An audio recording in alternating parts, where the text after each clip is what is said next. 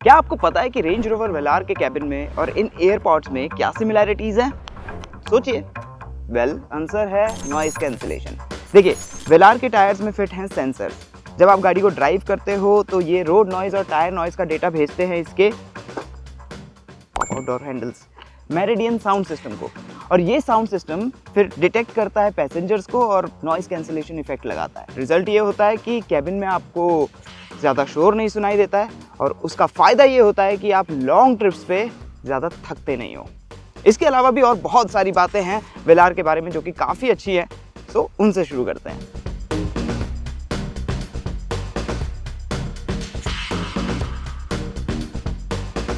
सबसे पहली तो है इसकी फ्रंट की ये दोनों सीट्स, जो काफ़ी कंफर्टेबल हैं, नो डाउट। इनमें आपको 20 वे पावर एडजस्टमेंट मिलती है, मतलब कि आप इसके लंबार सपोर्ट को, थाई सपोर्ट को, इनसाइड बोस्ट्रिंग्स को, इवन इसके हेडरेस्ट को पावर एडजस्ट कर सकते हो। प्लस दोनों ही हीटेड है, वेंटिलेटेड है, और इनमें आपको 5 तरह की मसाज भी मिलती है। स्टीयरिंग व्हील भी आपको इलेक्ट्रिक एडजस्टमेंट के साथ मिलता है, और मेमोरी सेटिंग भी है, तो ये मेमोरी में रखती है कि आपने ORVM स्टीयरिंग और सीट्स की सेटिंग कैसे रखी है। नेक्स्ट, इसका ये कैबिन काफ़ी ज़्यादा प्रीमियम है। तो आपको स्वेड रूफ लाइनर मिलता है, यहाँ पे लेदर हो गया, यहाँ डोर पैनल्स पे लेदर हो गया। डैशबोर्ड का लेआउट आपको अच्छा लगेगा, थोड़ा बहुत वुड भी आपको दिया हुआ है सेंट्रल कंसोल में, यहाँ डोर पैनल्स में।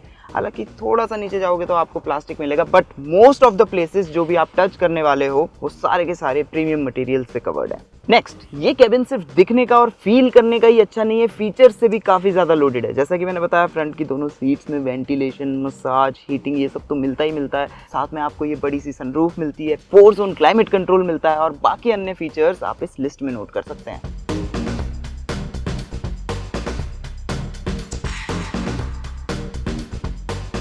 इवन दो second row seat, front row seat जितनी फीचर लोडेड नहीं है, लेकिन कंफर्ट वाइज ये आपको काफ़ी कंफर्टेबल रखेगी। हालांकि एक बात है कि यहाँ काउंटरिंग की वजह से 2 ही लोग यहाँ पे कंफर्टेबली बैठ पाएंगे, और हाँ, इसके रिक्लाइन को आप एडजस्ट कर सकते हो, एक्चुअली पावर एडजस्ट कर सकते हो, इलेक्ट्रिकली एडजस्ट कर सकते हो, और रिक्लाइन एंगल जो आपको मिलता है ना, वो काफ़ी अच्छा मिलता है। हेडरूम, नी रूम, लेग रूम वाइज भी आपको किसी तरह की कोई कंप्लेंट नहीं होगी। और एक चीज़ नोट करो कि इसमें जो USB Type-C चार्जिंग पोर्ट्स दिए हैं वो यहाँ पे दिए हुए हैं, क्योंकि वेलार में आपको एयर सस्पेंशन मिलता है। एज ए रिजल्ट आप इसकी राइड हाइट को एडजस्ट कर सकते हो। फॉर एग्जांपल, अगर आपको बेटर एक्सेस चाहिए तो ये 10 mm तक अपनी हाइट को कम कर सकती है, ताकि आप इजीली अंदर बाहर कर सको। या फिर अगर आप कहीं ऑफ रोड करने जा रहे हो या फिर रफ टेरेन पे जा रहे हो तो ये 25 mm तक अपनी राइड हाइट को इंक्रीज कर सकती है, सो दैट आपको बेटर क्लियरेंस मिले। अब देखिए, कोई भी चीज़ परफेक्ट तो होती नहीं है, ऑब्वियसली इसमें भी कुछ कमियां हैं, उनकी बात भी कर लेते हैं। अब देखिए, पूरा ये जो डैशबोर्ड है काफ़ी मिनिमलिस्ट अप्रोच रखता है, जो दिखने में अच्छा लगता है, लेकिन उसका ट्रेड ऑफ ये है कि यहाँ पे आपको फिजिकल बटन्स नहीं मिलते कहीं भी। सारे के सारे जितने भी कंट्रोल्स हैं आपको इसी स्क्रीन के थ्रू करने पड़ते हैं। चाहे आप बात करो अपने एयर कंडीशनिंग के, सीट वेंटिलेशन या हीटिंग को ऑन ऑफ करना, मसाज सेटिंग को ऑन ऑफ करना, कि ड्राइव मोड से रिलेटेड या ऑफ रोड मोड से रिलेटेड, या किसी भी तरह की अन्य सेटिंग अगर आपको गाड़ी से रिलेटेड करनी है, सब कुछ इसी स्क्रीन के अंदर है, इसी स्क्रीन के थ्रू आपको करना पड़ता है। नेक्स्ट है इसके ये स्टीयरिंग के कंट्रोल्स। देखिए, ये काफ़ी फैंसी लुकिंग स्टीयरिंग व्हील है, दैट्स फॉर श्योर, लेकिन जो इसके कंट्रोल्स है ना, ये थोड़े से फ्लिमजी टाइप हैं। Just look at it. ये फर्स्ट ऑफ ऑल दिखने में आपको ऐसा लगेगा कि टच सेंसिटिव है, ये टच सेंसिटिव नहीं है। एक्चुअली ये फिजिकल बटन्स हैं, लेकिन जो ये पैनल है काफ़ी फ्लिमजी है, और ये काइंड ऑफ कॉम्बिनेशन वाले बटन है। जैसे कि हाल फिलहाल ये मीडिया कंट्रोल्स में है, लेकिन जैसे ही मैं ये सेंटर बटन को दबाऊंगा तो ये डिजिटल ड्राइवर डिस्प्ले के कंट्रोल्स में चेंज हो जाएंगे। और सेम ही स्टोरी इसकी ये क्रूज कंट्रोल वाले बटन्स के साथ भी है। और क्रूज कंट्रोल से याद आया, नेक्स्ट प्रॉब्लम है कि इसमें किसी तरह के आपको ADAS फीचर्स नहीं मिलते, एंड गिवन द सेगमेंट और जिस प्राइस पॉइंट पे ये गाड़ी है, ADAS फीचर्स होने चाहिए थे। नेक्स्ट, इसकी ये विंडोज़ आपको छोटी लगेगी। रिजल्ट, ज़्यादा सनलाइट इस कैबिन के अंदर एंटर नहीं होती है। ये कैबिन इतना ज़्यादा एयरी नहीं लगता है। Don't get me wrong, premium है लेकिन एयरी नहीं है। एंड फर्दरमोर, यहाँ रियर विंडोज़ के लिए सनशेड्स भी मिसिंग है। Okay, now boot space. तो 558 लीटर्स की बूट मिलती है आपको, तो काफ़ी सारा सामान आप यहाँ पे लोड कर सकते हो, अपनी वीकेंड ट्रिप्स के लिए। नाइस एंड वाइड ओपनिंग है, एज सच कहीं लोड लिप भी नहीं है, फ्लैट फ्लोर है मोस्टली। अगर आप चाहो ज़्यादा सामान कैरी करना तो इन सीट्स को आप यहीं से ही फोल्ड भी कर सकते हो। लवली। हालांकि एक चीज़ जो नोट करने वाली है कि जब सीट्स फोल्ड हो जाती हैं तो आप सामान आगे तो धकेल सकते हो, लेकिन यहाँ पे एक बड़ा सा हम्प है तो वापस निकालने में थोड़ी सी दिक्कत होगी। और एक चीज़ और जो आपको नोट करनी चाहिए कि ये पार्शियल सेल्फ या फिर कवर कह लीजिए, इसको रखने के लिए यहाँ बूट में कहीं स्पेस नहीं है।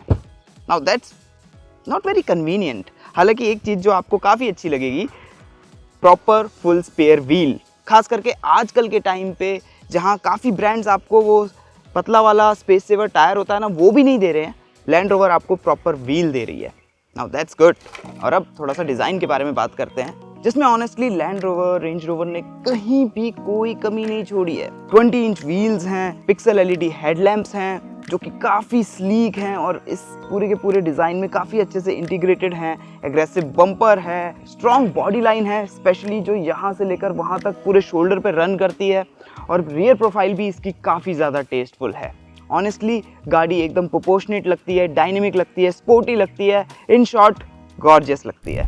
आई नो अब आप लोग क्यूरियस होंगे कि इस सुंदर सी गाड़ी को अपना बनाने के लिए आपको कितना खर्चा करना पड़ेगा। तो देखिए, इसके एक्स-शोरूम प्राइजेस 79,90,000 रुपीज़ से शुरू होते हैं फॉर द एसी वेरिएंट। ये वाला जो है ऑटोबायोग्राफी है, इसके एक्स-शोरूम प्राइजेस हैं 85,90,000 रुपीज़, मतलब 6 लाख रुपए का डिफरेंस है। लेकिन अगर आप इसके प्राइसेस को कंपेयर करो इसके कंपटीशन के साथ, तो आप नोट करोगे कि ये काफ़ी परफेक्टली बीच में लाई करती है। ये GLC और X3 से यही समवेयर अराउंड 10 लाख रुपए महंगी है, लेकिन X5 और GLE से यही समवेयर अराउंड 10 लाख रुपए कम है। इसमें आपको 2 वेरिएंट्स मिलते हैं। हालांकि एक नोट करने वाली बात यह है कि अगर आप SE वेरिएंट लोगे ना, तो उसमें आपको सिर्फ पेट्रोल इंजन का ऑप्शन मिलेगा। वहीं ऑटोबायोग्राफी में आपको पेट्रोल या डीजल आप चूज कर सकते हो।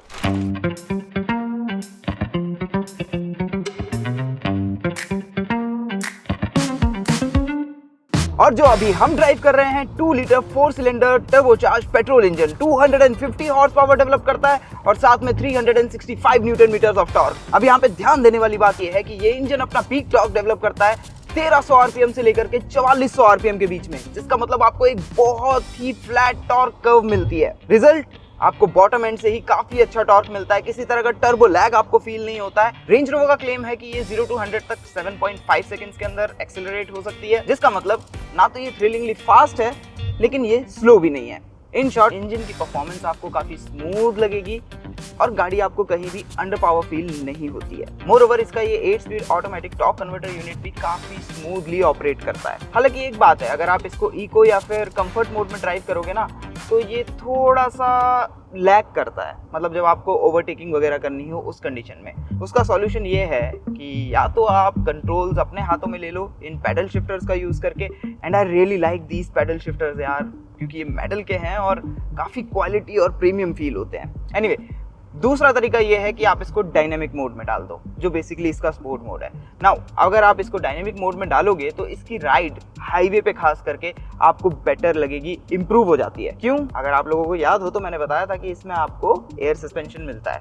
बेसिकली अडेप्टिव है, वो ड्राइव मोड्स पे ही डिपेंड करता है कि जो आपका राइड का कंफर्ट है वो किस तरह का रहेगा। अगर आप इसको इको या कंफर्ट मोड में ड्राइव करोगे, सॉफ्ट राइड क्वालिटी मिलती है, जो कि हमारी सिटी कंडीशंस के लिए अच्छी है, मतलब कि गड्ढों के लिए, स्पीड ब्रेकर्स के लिए। लेकिन वहीं हाईवे कंडीशंस के लिए वो सॉफ्टर राइड इतनी कंफर्टेबल नहीं रहती है, क्योंकि गाड़ी में जो पिच मूवमेंट है, रोल मूवमेंट है, बेसिकली बॉडी रोल और बॉडी पिच, वो बढ़ जाता है। जब आप इसके डायनेमिक मोड को सिलेक्ट करोगे, शॉक एब्जॉर्बर्स जो हैं वो आपके फर्म हो जाएंगे और आपको मिलेगी बेटर और settled ride quality. And dynamics की जब बात हो ही रही है, जब आप हाई स्पीड्स पे क्रूज करोगे तो स्टीयरिंग से आपको काफी अच्छा वेट मिलता है, जिससे आपको काफी अच्छा कॉन्फिडेंस इंस्पायर होता है और गाड़ी काफी प्लांटेड है। और जिस तरह से ये अपने डायरेक्शंस को चेंज करती है डायनेमिक मोड में, yes you will like it. City conditions में भी स्टीयरिंग आपको काफी अच्छा लगेगा, नाइस एंड लाइट रहता है। एक प्रीमियम सा फील है इसके स्टीयरिंग में जब आप इसको मैन्यूवर करोगे। फर्दरमोर गाड़ी काफ़ी इजी टू मैन्यूवर भी लगेगी आपको, क्योंकि डिजिटली हेल्प करने के लिए आपको एक बढ़िया सा बहुत ही अच्छी क्वालिटी का 360 डिग्री कैमरा मिलता है।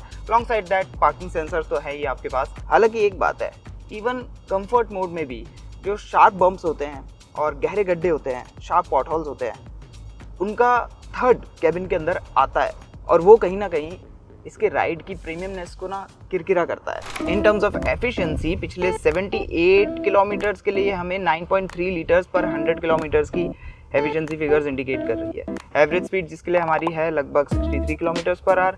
नाउ ये जो फिगर्स हैं ये ट्रांसलेट होते हैं टू समथिंग लाइक 11 किलोमीटर्स पर लीटर, जो यस बहुत ज़्यादा हाई फिगर्स नहीं है, बट ऑनेस्टली एक 2 लीटर टर्बोचार्ज पेट्रोल इंजन से आप और कितने फिगर्स एक्सपेक्ट करते हो? इसमें कोई हाइब्रिड सिस्टम आपको थोड़ी मिलता है। डीजल में आपको माइल्ड हाइब्रिड मिलता है, पेट्रोल में नहीं मिलता है। हाँ, इसमें लेकिन आपको ऑटो स्टॉप स्टार्ट सिस्टम ज़रूर मिलेगा, जो बेसिकली ट्रैफिक में आपका थोड़ा सा ट्रैफिक लाइट में पेट्रोल बचाने में हेल्प करेगा, बट थोड़ा सा।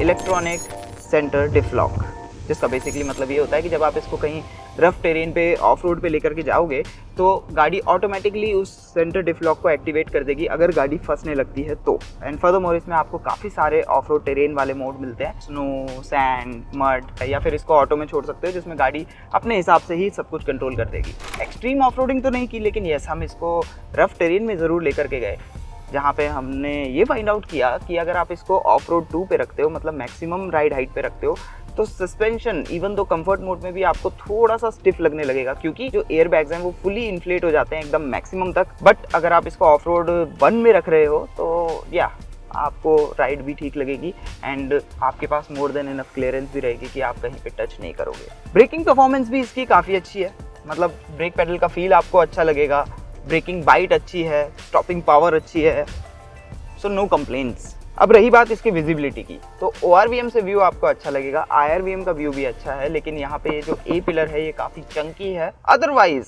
मोस्टली इसकी विजिबिलिटी से आपको किसी तरह की कोई प्रॉब्लम नहीं होगी। इन शॉर्ट, अगर आप एक लग्जरी SUV लेना चाहते हो जिसका कैबिन प्रीमियम हो, कंफर्टेबल हो, जिसका डिज़ाइन गॉर्जियस हो और आपको अच्छी खासी परफॉर्मेंस भी वो डिलीवर कर दे, सारा हिसाब किताब 1 करोड़ के अंदर ऑन रोड करके दे दे, तो लैंड रोवर रेंज रोवर वेलार एक काफ़ी अच्छा ऑप्शन हो सकता है। और अब बारी है आप लोगों की, let us know in the comment section की रेंज रोवर वेलार आप लोगों को कैसी लगी, क्या थॉट्स है आप लोगों के इसकी परफॉर्मेंस और इसकी एफिशिएंसी के ऊपर, इसके फीचर्स के ऊपर, इसके कैबिन के ऊपर। कमेंट सेक्शन में अपने थॉट्स शेयर करना मत भूलिएगा। यहाँ पे और यहाँ पे क्लिक करके आगे की वीडियोस देखिए, ड्रिल तो आपको पता ही है। वीडियो को शेयर करिए अपने दोस्तों के साथ, अच्छी लगी है तो लाइक करना मत भूलिएगा, सब्सक्राइब कर लीजिए, उनसे भी सब्सक्राइब करवाइए। Thanks for watching, see you next time.